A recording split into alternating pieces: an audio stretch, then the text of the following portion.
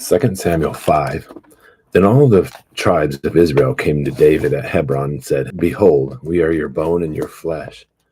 Previously, when Saul was king over us, you were the one who led Israel out and in. And the Lord said to you, 'You will be shepherd of my people Israel, and you will be a ruler over Israel.' So all the elders of Israel came to the king at Hebron, and King David made a covenant with them before the Lord at Hebron, and they announced David king over Israel. David was 30 years old when he became king, and he reigned 40 years. At Hebron, he reigned over Judah 7 years and 6 months, and in Jerusalem, he reigned 33 years over all Israel and Judah. Now the king and his men went to Jerusalem against the Jebusites, the inhabitants of the land, and they said to David, "You shall not come in here, but the blind and lame shall turn you away," thinking David cannot enter here. Nevertheless, David captured the stronghold of Zion, that is the city of David. And David said on that day, Whoever would strike the Jebusites, let him reach the lame and the blind who are hated by David's soul through the water tunnel. Therefore they say, the blind or the lame shall not come into the house. So David lived in the stronghold and called it the city of David. And David built all around from the Milot and inward. And David became greater and greater, for the Lord God of hosts was with him. Then Hiram, king of Tyre, sent messengers to David with cedar trees and carpenters and stone masons, and they built a house for David.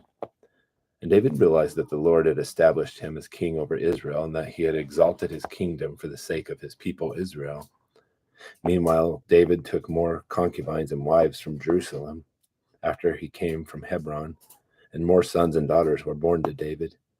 Now these are the names of those who were born to him in Jerusalem: Shammua, Shobab, Nathan, Solomon, Ibhar, Elishua, Nepheg, Japhia, Elishama, Eliadah, and Eliphalet.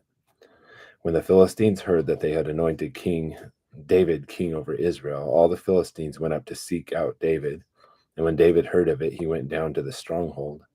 Now the Philistines came and spread themselves out in the valley of Rephaim. Then David inquired of the Lord, saying, "Shall I go up against the Philistines? Wilt thou give them into my hand?" And the Lord said to David, "Go up, for I will certainly give the Philistines into your hand."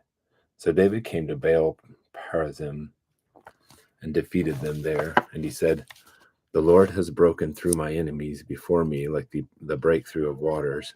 Therefore he named that place Baal Perazim. And they abandoned their idols there, so David and his men carried them away. Now the Philistines came up at once again and spread themselves out in the valley of Rephaim.